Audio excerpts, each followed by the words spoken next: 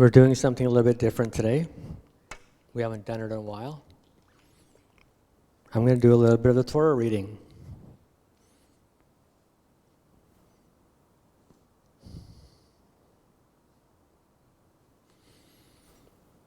I'm going to be, we're talking about, I'll be reading Deuteronomy 10:12 to 11:25, and then Isaiah 49:14 to 51:3. No, actually I missed. Oh, no, it's there. I missed a bit of it though. But and then I'm just going to give a short little my commentary, and hopefully it's the word of the Lord. Whenever I speak, I'm always trying to say that I don't want to use the Lord's name, or I don't want to say this is the word of the Lord if it's not. So if I say something you don't agree with, take it before the Lord or come and ask me. All right? Sometimes we write down what we think, and it could be ourselves or not. But that's just why I'm asking you, if you think there's something not right about it, come and see me. I'm willing to be talked to or challenged. I'm here to learn just like every one of us.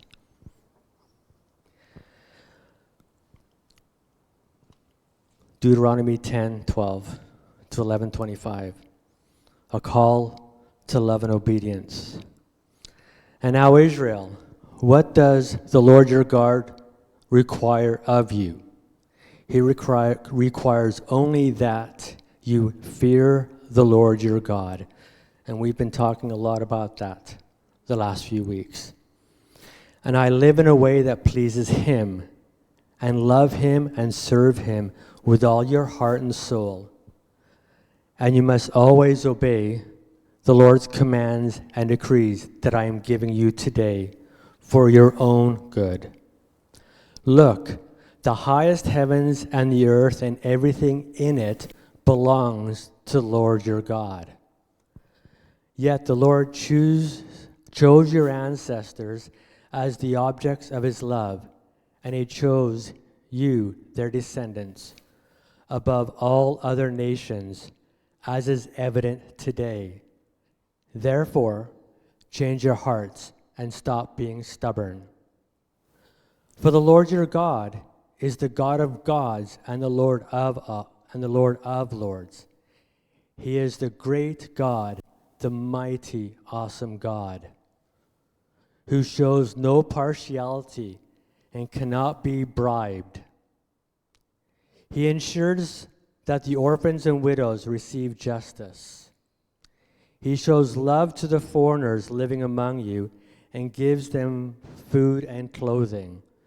So you too must show love to foreigners, for you yourselves were once foreigners in the land of Egypt. You must fear the Lord your God and worship Him and cling to Him. Your oaths must be in His name alone. He alone is your God, the only one who is worthy of your praise, the one who has done these mighty miracles that you have seen with your own eyes. When your ancestors went down into Egypt, there were only 70 of them, but now the Lord your God has made you as numerous as the stars of the sky. You must love the Lord your God and always obey His requirements, decrees, and regulations and commands. Keep in mind that I am not talking now to your children who have never experienced the discipline of the Lord your God or seen His greatness and His strong hand and powerful arm. They didn't see the miraculous signs and wonders He performed in Egypt against Pharaoh and all his land. They didn't see what the Lord did to the armies of Egypt and to their horse and chariots, how He drowned them in the Red Sea as they were chasing you.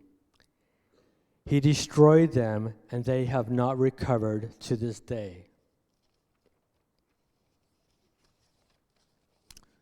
Your children didn't see how the Lord cared for you in the wilderness until you arrived here. They didn't see what he did to Dathan and Abiram, the sons of Elab, the descendants of Reuben, when the earth opened its mouth in the Israelite camp and swallowed them,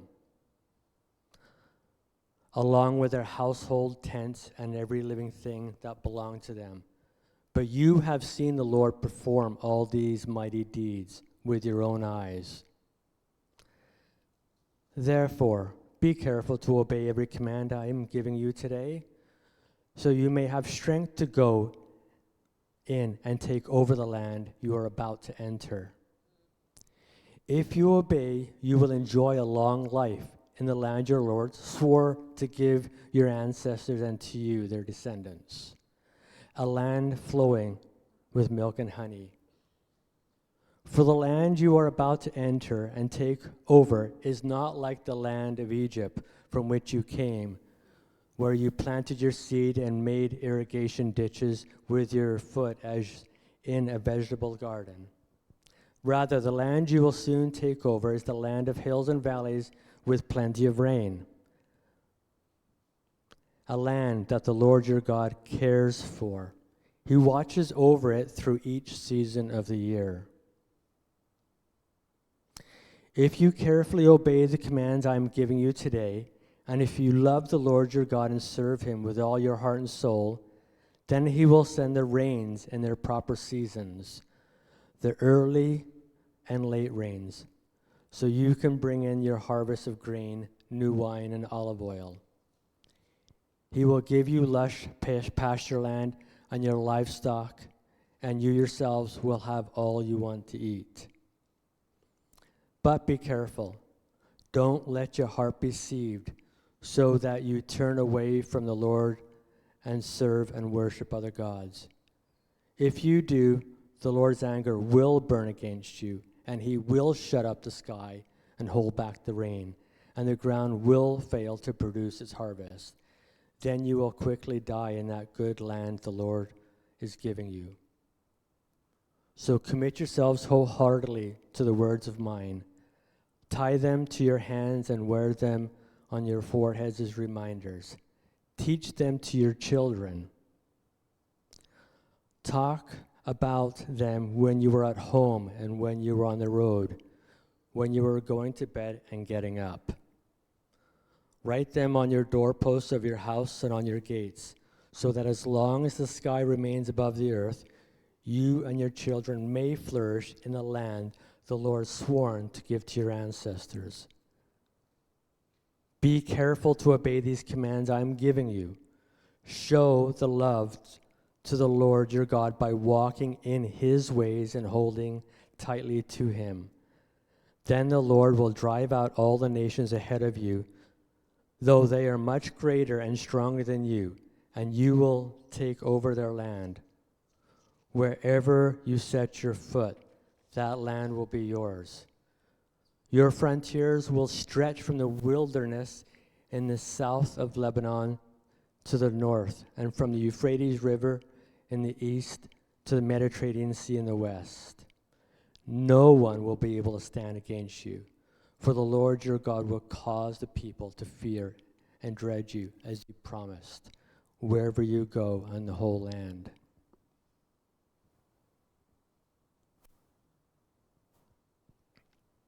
Isaiah 49:14.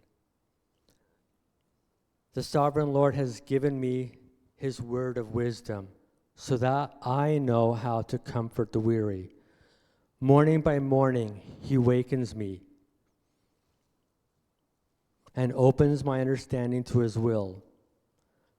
The sovereign Lord has spoken to me, and I have listened. I have not rebelled or turned away. I offered my back to those who beat me, and my cheeks to those who pulled out my beard. I did not hide my face from mockery and spitting. Because the sovereign Lord helps me, I will not be disgraced. Therefore, I set my face like stone, determined to do his will, and I know that I will not be put to shame. He who gives me justice is near. Who will dare bring charges against me now? Where are my accusers? Let them appear. See, the sovereign Lord is on my side. Who would declare me guilty? All my enemies will be destroyed, like old clothes that have been eaten by moss. Who among you fears the Lord and obeys his servant? If you are walking in darkness without a ray of light, trust in the Lord and rely on your God. But watch out, you who live in your own light and warm yourselves by your own fires. This is the reward you will see from me. You will soon fall down in great torment.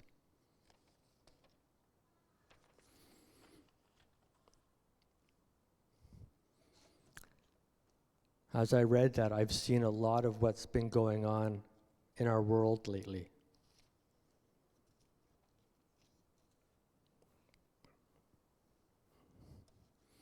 I know how important it is for the church to get right with God and to all come before him, because the church needs to unite. Believe it or not, the government is better unified than the church. That's just my 2 cents worth. As regarding the Torah, ekev is consequence. The Lord will bless and the Lord will curse, depending on where we are in our relationship with him. I'm not saying that things aren't going to happen. We just find that when we honor and bless the Lord, we put him first. Most of the times the Lord does take care of us. When we walk away and we wonder what's going on, it's because we've walked away. I believe this falls in what we have learned and have gone through over the last few weeks, where we've been talking about the fear of the Lord.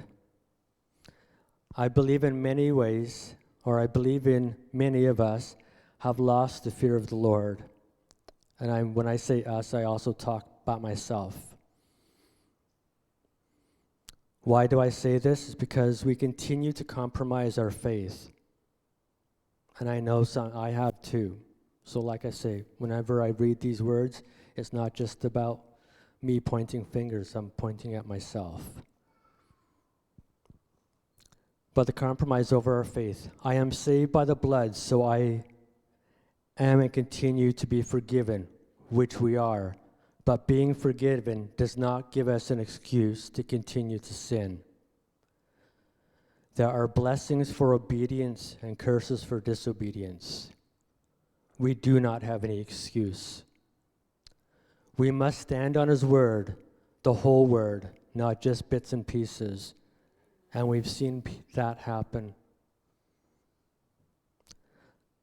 The fear of the Lord should turn you away from doing evil.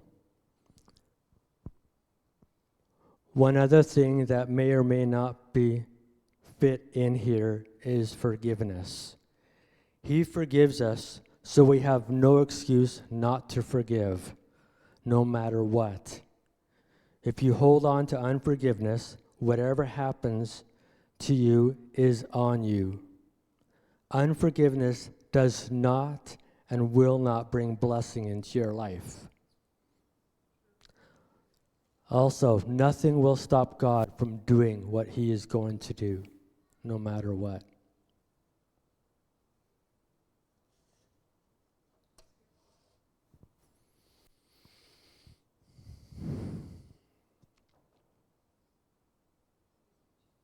That was hard for me to do.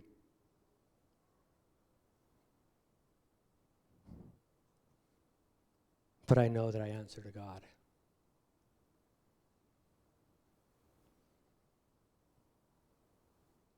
And so, Lord, whatever you must do in my life, do it, I ask. Because when it's all said and done, Lord, it's all about you anyway.